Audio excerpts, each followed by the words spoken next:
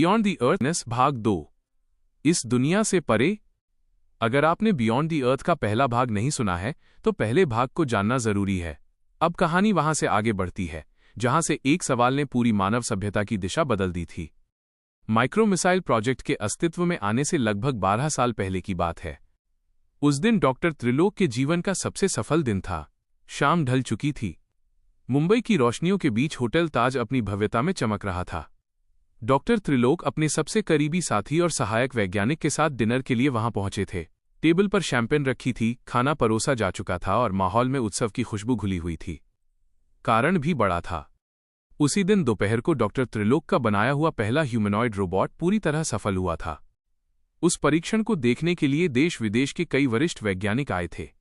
Media कैमरों के साथ मौजूद थी और आम लोग भी उस रोबोट को देखकर हैरान थे। वो रोबोट न सिर्फ सवालों को समझ रहा था बल्कि तर्कपूर्ण और सटीक जवाब भी दे रहा था, जैसे उसमें केवल प्रोग्रामिंग नहीं बल्कि सोचने की क्षमता भी हो। सवालों की झड़ी लगी हुई थी। तभी भीड़ में से एक व्यक्ति ने वो सवाल पूछ लिया जिसने सब कुछ बदल दिया। क्या इस ब्रह्मांड में कोई ऐसी सभ्यता है जो इंसानों से कहीं ज्यादा आगे हो? कुछ सेकंड के लिए हॉल में सन्नाटा छा गया। कैमरे रोबोट पर टिक गए।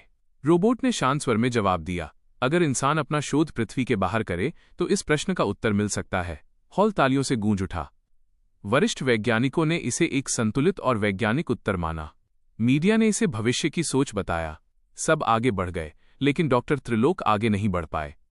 वह एक वाक्य उनके भीतर कहीं गहराई में बैठ गया, पृथ्वी के बाहर शोध। उसी विचार ने उस रात की डिनर पार्टी को जन्म दिया। ये पार्टी दूसरों के लिए एक उत्सव थी, लेकिन डॉक्टर त्रिलोक के लिए ये एक नए रास्ते की शुरुआत थी। रात लगभग 11 बजे वे घर लौटे। रोज की तरह एक सिगार जलाया, बिस्तर पर लेट गए, लेकिन नींद नहीं आई। दिमाग बार बार उसी सवाल पर लौट आता। वे करवट बदलते रहे और कब नींद आ गई पता ही नहीं चला। सपने में उन्होंने खुद को एक विशाल रेगिस्तान में पाया।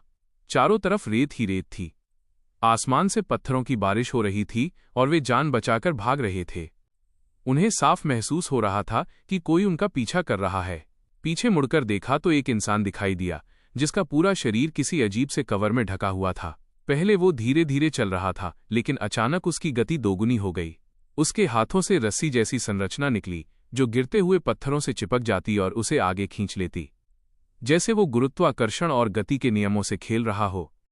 डर से डॉक्टर त्रिलोक की सांसें तेज हो गईं। तभी अचानक मोबाइल की तेज रिंगटोन गूंजी।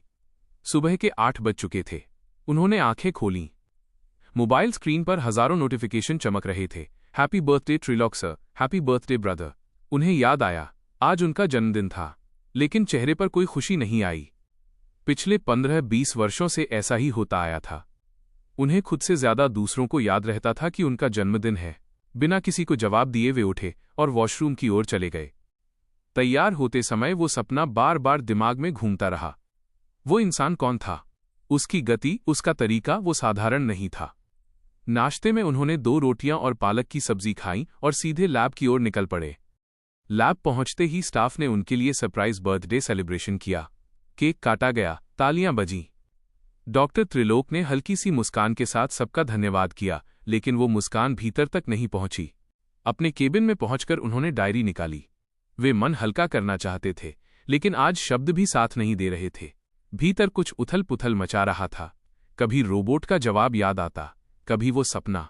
कहते हैं कि इंसान के जीवन में हर घटना का एक कारण होता है और वही कारण उसे नए मुकाम तक ले जाता है। डॉक्टर त्रिलोक के लिए वो कारण अब साफ था। उसी क्षण जन्म हुआ प्रोजेक्ट गरुड़ का। यह सिर्फ एक स्पेसक्राफ्ट नहीं था, ये मानव इतिहास को एक नई दिशा देने का प्रयास था। गरुड़ में एक विशेष लेजर सिस्टम था, स्पीड कैचर थ्रेड। यह साधारण लेजर नहीं था। ये किसी भी तेज गति से जा रहे खगोलीय पिंड से जुड़कर उसकी गति को अपने भीतर स्थानांतरित कर सकता था। इससे ईंधन की खपत बेहद कम हो जाती। इस स्पेसक्राफ्ट की दूसरी विशेषता थी ऊर्जा रूपांतरण। यह घर्षण से उत्पन्न ऊर्जा को ईंधन में बदल सकता था और यहां तक कि डार्क एनर्जी को लाइट एनर्जी में परिवर्तित कर सकता था। इसके शरीर में नॉन न्यूटोनियन फ्लूइड की परत थी जो तेज गति और अधिक दबाव में और भी मजबूत हो जाती थी। जितनी ताकत लगती उतनी ही ताकत से वो खुद को सुरक्षित करता। 12 साल तक दिन रात मेहनत के बाद वो सपना हकीकत बन गया। गरुड़ अब एक वास्तविक स्पेसक्राफ्ट था। उसका नाम डॉक्टर त्रिलोक ने बचपन की यादों से चुना था। उनकी माँ उन्हें वेद, रामायण और गरुड़ जी की कथाएं सुनाया करती थीं। गरुड़ की तीव्र गति और निर्भीकता उनके मन में बस गई थी। वर्तमान में माइक्रो मिसाइल परीक्षण की असफलता ने सब कुछ दांव पर लगा दिया था। संयुक्त राष्ट्र में जवाब देना पड़ता तो प्रोजेक्ट गरुड़ बंद हो जाता और उनका सपना वहीं समाप्त हो जाता। लेकिन कीरा का चिकलियों से बचकर उड़ जाना उनके लिए अंतिम संकेत था। अब उन्हें रुकना नहीं था। वे अपने केबिन में गए और घरेलू रोबोट माया को सक्रिय किया। जरूरी उपकरण, space suit, plasma cannon, nutrition tablets, बीज, सर्वाइवल पैक, सब कुछ उन्होंने तैयार किया। फिर वे गरुड़ में बैठे। बटन दबाया गया। कुछ ही पलों में गरुड़ पृथ्वी के वायुमंडल को पार कर गया। एक्सोस्फीयर के बाहर निकलते ही डॉक्टर त्रिलोक ने आखिरी बार पृथ्वी को देखा। आंखों में हल्की नमी थी। धीरे धीरे पृथ्वी एक चमकते बिंदु में बदल गई और फिर अंतरिक्ष की अथाह गहराइयों में खो गई।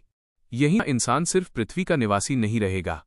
मुलाकात होगी बियॉन्ड द अर्थ भाग 3 में, जहां इंतजार कर रही हैं और भी बड़ी चुनौतियां, रहस्य और चौंकाने वाले सच।